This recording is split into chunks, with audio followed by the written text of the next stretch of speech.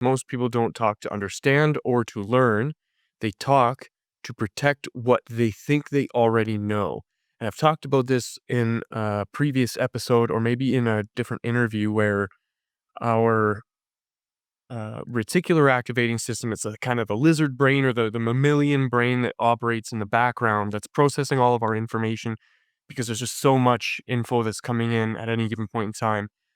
That is filtering through all of that information and using our previous experiences to paint what we know. And it also serves as a way to protect us from the dangers and the things or the perceived dangers that exist out there.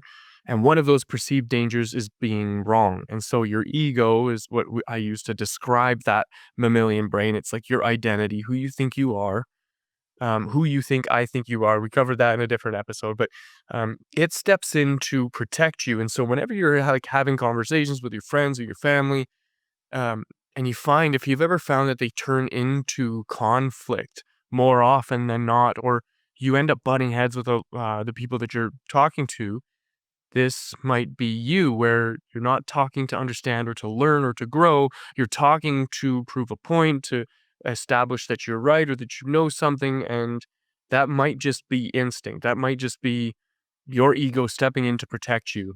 And so the thing that it reminded me of, I think this was Stephen Covey's 7 Habits of Highly Effective People. Seek first to understand, then to be understood. And so this isn't just a general rule of thumb to have like, good or easygoing conversations. It's more like a mantra or a rule that you should live by whenever you're having these types of conversations, especially when they get into things like religion or politics or some of those more touchy subjects. The idea is that you spend more time in that conversation asking questions and trying to understand where the other person's coming from before you assert your own understanding. And in reality, it may not even be that you ever have to assert your own understanding or tell people what you think.